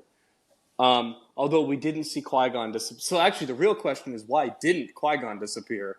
Because like Anakin presumably disappears from inside the suit during his funeral, and Yoda disappears immediately, and Ben Solo disappears immediately. That's what I'm saying. However you go about it, there's always a So why didn't Qui-Gon disappear immediately? He shows up as a Force ghost eventually. But I guess there's that story arc in the Clone Wars that implies that Qui-Gon's training for that wasn't quite finished, so his transition into the Force wasn't as fluid or perfect as everyone else we've seen. So maybe we could headcanon that. This is fun. I'm starting to headcanon solutions to plot holes in Star Wars. You're going to be at it all day. Oh, yeah. You want to know what my most annoying one is? Is Obi-Wan pretending that he doesn't recognize R2 in A New Hope really upsets me. Like, that's the only one. That's the only plot hole where I'm not gonna, like, you just heard what I did for the Force Ghosts. For pretty much any plot hole, I'm gonna be like, okay, well, I can use this, and this to come up with a semi-plausible explanation for why this happened this way. But I've got nothing for Obi-Wan not recognizing R2. It's one of those things that they didn't think of when they were making the prequels, and they just said, "Ah, fuck it, who Yeah. cares?" Um, I just saw the stupidest thing. Can you parry an Omega Beam blast with a lightsaber from Dark Side? Oh. I don't know. Could you? It's all fake. Who fucking? Well, okay. So my stance on that is if it were to collide with a lightsaber, you could block it, but it will go around the lightsaber. So But if you use Force speed, we can say literally fucking anything. Who knows? Maybe an Omega Beam colliding with a lightsaber will create a black hole. Yes. How, It that's destroys one the of those universe. things where I start to get a little bit frustrated with these like think piece nerd Like, things. can you cut Superman with a lightsaber? Some of this stuff is so fictional that trying to have a serious scientific discussion about it is just too silly for my It just blood. comes down to which fiction do you like more at the moment. Yeah. Like if I ask you, can Superman be cut by a lightsaber? It's just going to depend on how you personally feel about Superman and lightsabers. There's no science that we can turn to. I like to believe that because he can cut his own hair with heat vision, that if you held a lightsaber against him, it would really slowly cut into him the way it would that take a while, though. Qui-Gon was doing with that door. Yeah. Okay. Yeah. I'll buy that. I'm sure someone thinks the opposite. And that's as far as I'm willing to go on this discussion. I walk this weird line where I'm a sweaty nerd, but I'm also a man of science, and sometimes having these discussions just frustrates me. Oh, yeah. Well, okay, so speaking of being a sweaty nerd who appreciates science, can I tell you my favorite thing about the Solo movie is that they kind of corrected the Parsec debacle?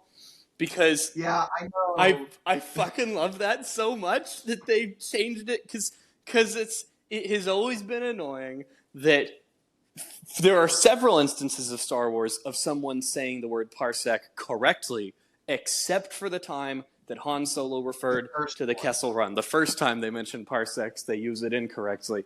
And so then in Solo, they have it be where the Kessel Run involves flying near what is basically a black hole. And so it's like, oh, okay. So if you can shorten the distance you traveled, that's impressive because that means you have a really powerful ship that can avoid that black hole.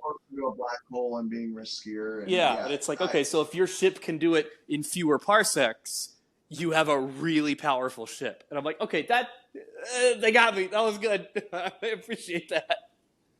Yeah, it's the idea of like saying, oh, my speedboat was able to get out of a whirlpool. It's like it's not necessarily talking about just speed, it's more of horsepower, but at the same time it's still going to be impressive and that's still going to translate to speed no matter what. So yeah, I get it. I'm the same thing with light years. Yeah.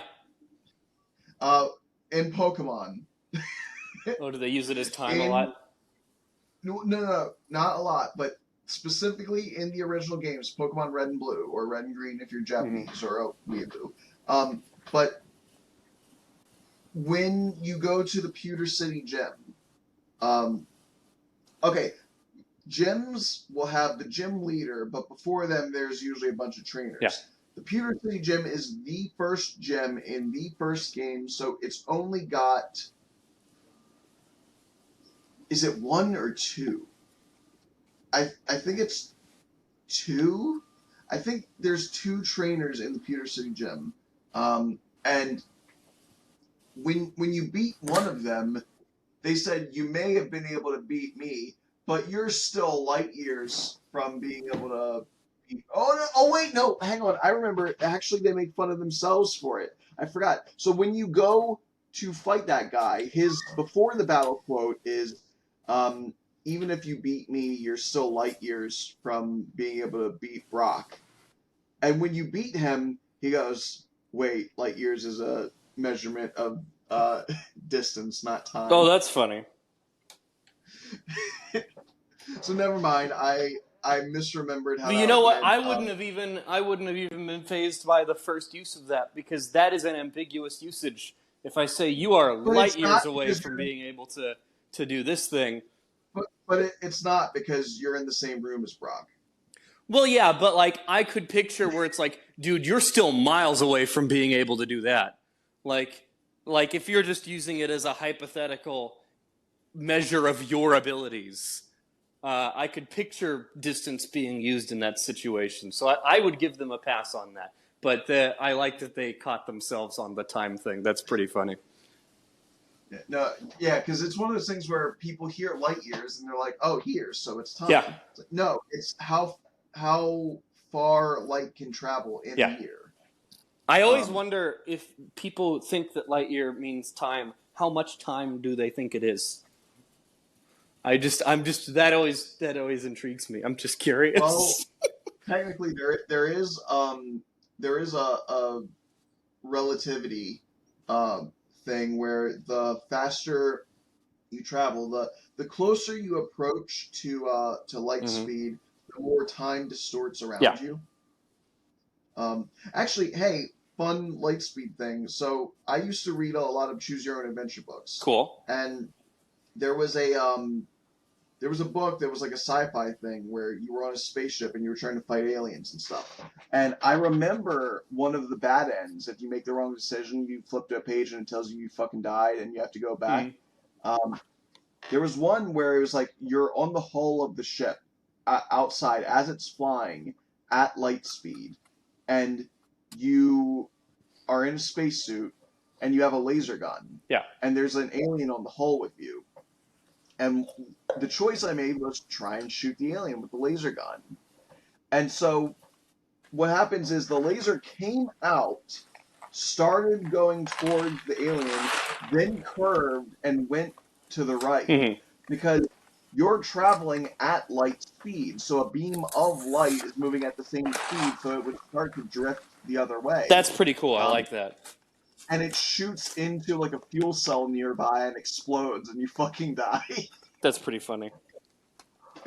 um, so yeah, it's like if you're moving at light speed, light doesn't work the same way because you're moving as fast as it. Technically, you would be blind because light would not have the ability to travel across objects and bounce off of them and get back into your retinas because you'd be moving at the same speed as light. So everything would be dark for you. Yeah, I think science is really cool. science is cool. It's always a lot of fun to just think about weird scientific stuff. Yeah. However, we should wrap this up. This second part has been going for about an hour now, and I need to shower before work. And I'm also supposed to get on a phone call with this like loan manager, seeing if maybe I can get a loan for a house. So, Okay. Is that a loan um, for just moving into one of these rooms or to like buy a house?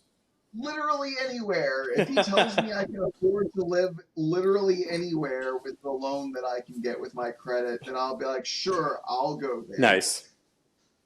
Um, but yeah, so I'm gonna say Starkiller is really cool. He's one of the best pieces of Star Wars He media. he I is don't give a shit. easily he is easily the saddest thing I think we lost, in my opinion, in the change from Legends to Disney's official canon.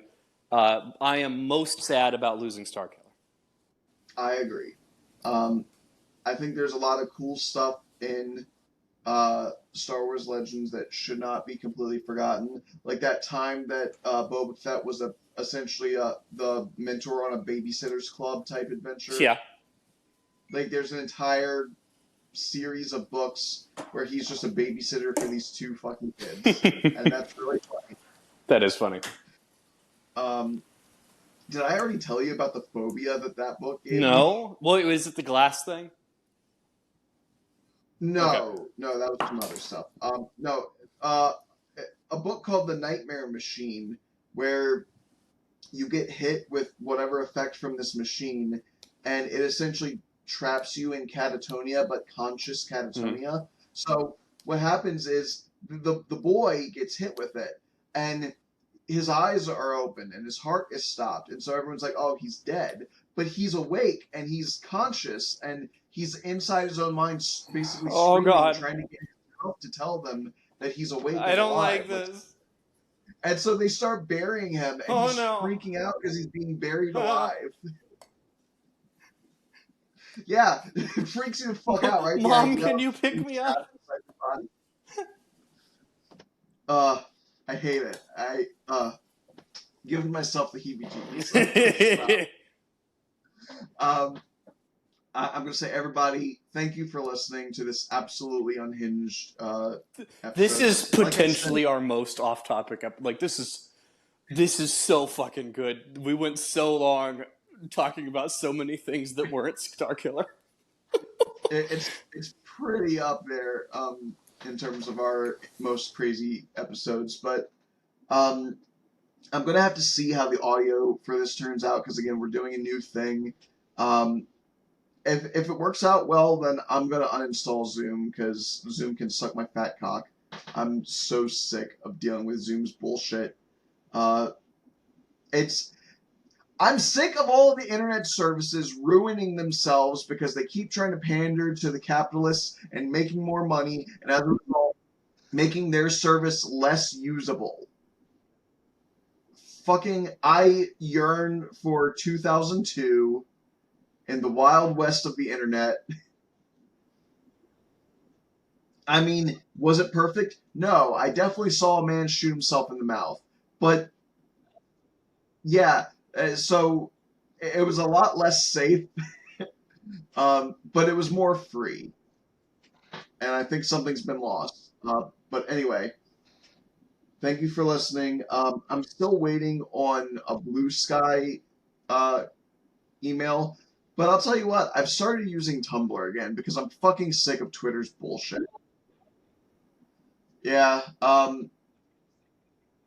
hang on. What's my I gotta get the exact one. Beyond Blue 2. That's it.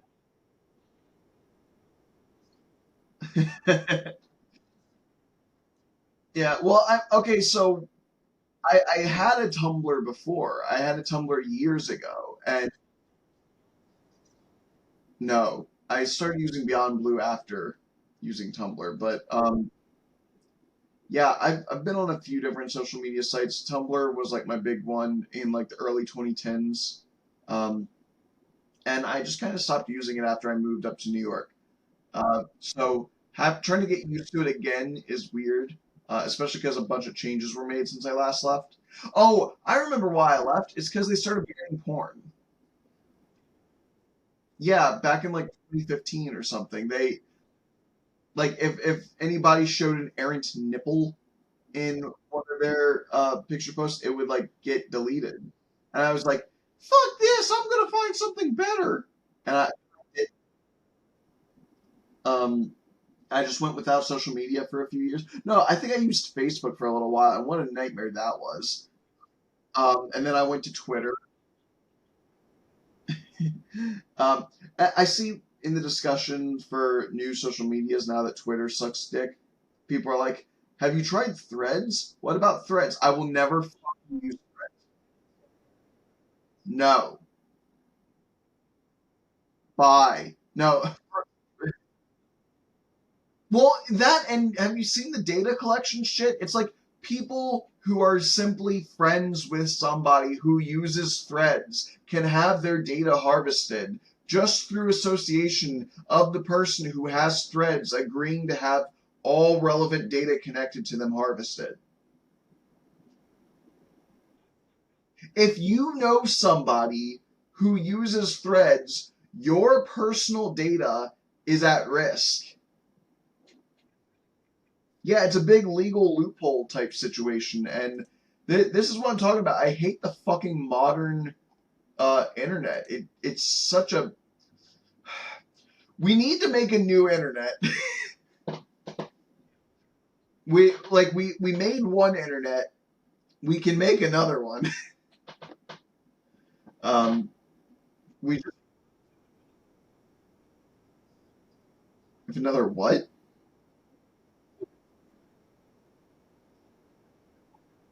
Oh,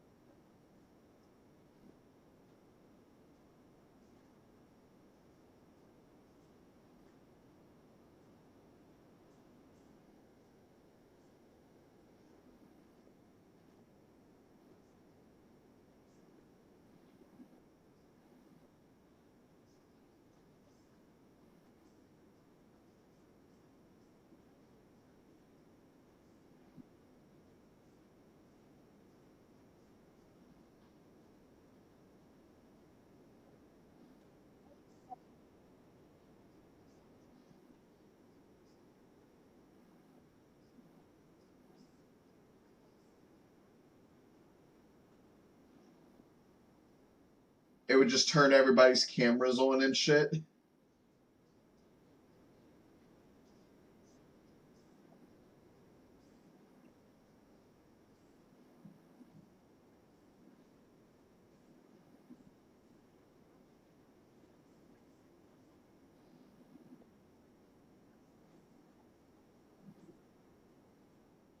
Can I can I say something that was probably going to be kind of morbid?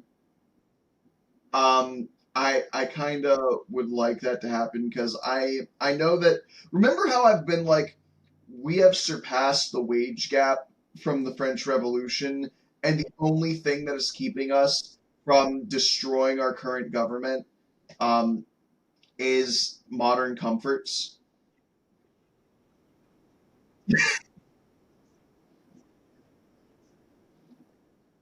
It could it could be a dark time for a couple years, and then it could be a really fucking good time for everyone in America.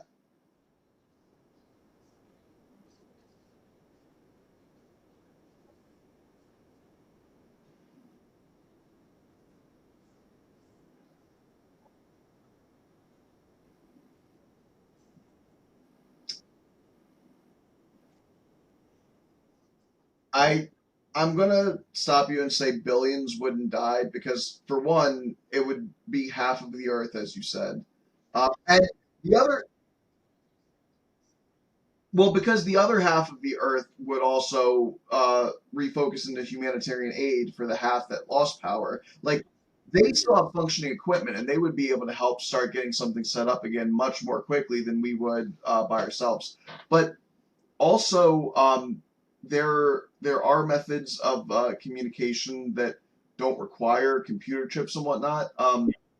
So we would at least be able to get a baseline communications effort and coordinate things.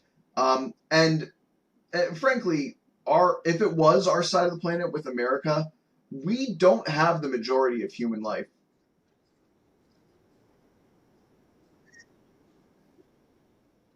But yes, millions at least would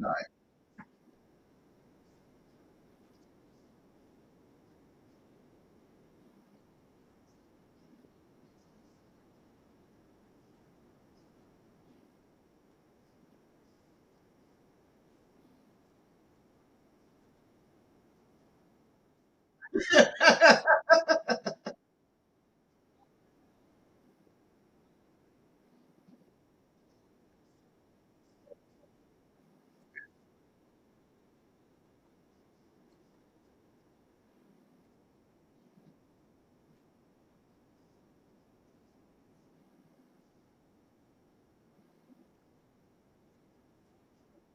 I'm going to tell you right now, if this event were to take place, do you know how insanely high demand Faraday cages would suddenly be to buy one right now?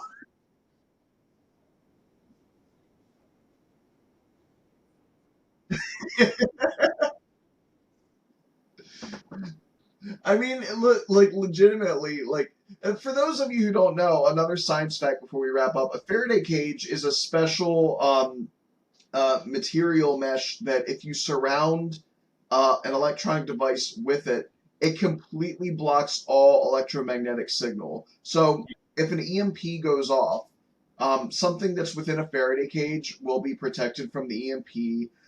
If you need to cut something off from the government fucking spying on you, wrap it in a Faraday cage, and all outside signal will be blocked, even the ones that because you think like, oh, if I turn off my GPS and shit on my phone, then I'll be good. Well, no, they have like,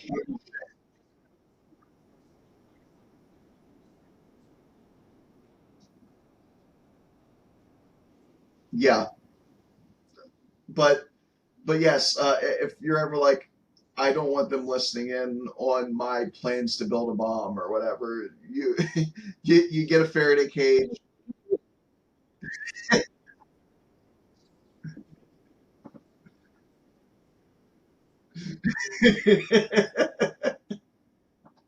I can always rely on you, man.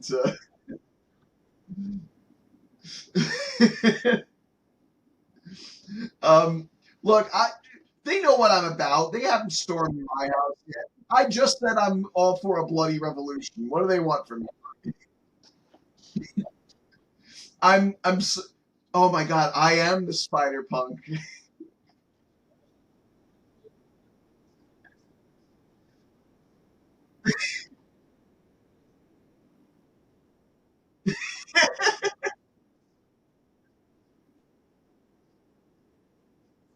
Yeah, I mean, look, I may be a stereotype, but I'm a damn good stereotype.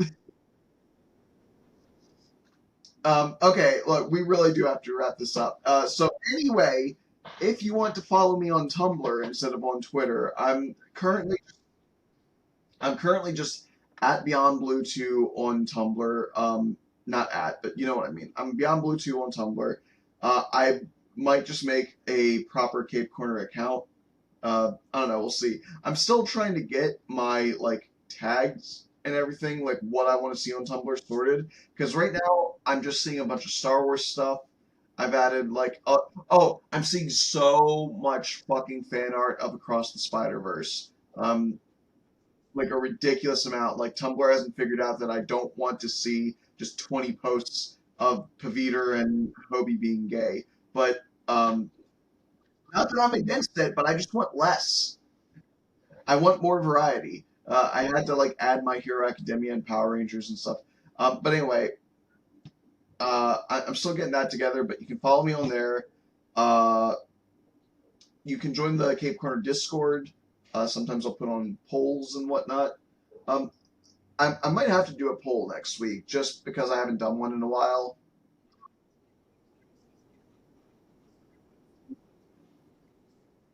Technically, I have a suggestions channel, and you don't need to wait for a poll. You can give me a suggestion, and I'll probably do an episode of whatever you say. It's just that nobody uses it.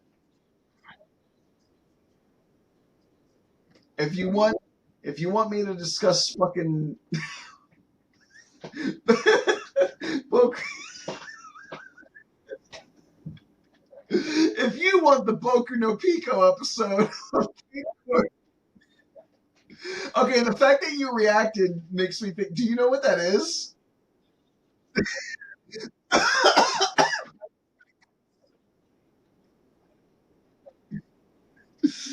Jordan, whatever you do, don't Google it.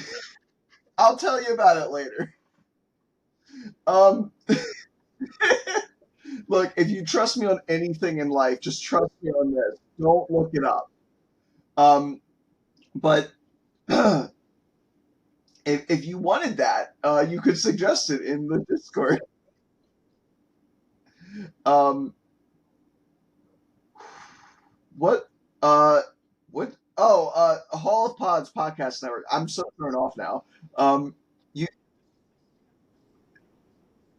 the link tree is in the description. It's a podcast network that we're in, but it also includes the Phantom Optimist, which Jordan hosts, and it also includes the SJW Comic Book Club and True Believers, a comic book podcast. Uh, and if you have anybody that wants that is into Star Wars stuff, or you just think that they would appreciate the unhinged nature of this, share it with a friend. I will always appreciate you sharing it with a friend, even if they don't listen. If you make the effort, it would be very kind of you. I'll give you a smooch on the cheek or whatever. Is that it? I think that's it. Oh, and you can support the series on my Spotify for Podcasters page if you are so inclined. It works just like Patreon. Okay, everybody, thank you for bearing with us in this episode. I'm going to go shower so I'm less greasy. Stay strong, stay true to yourselves, and remember, we can all be heroes.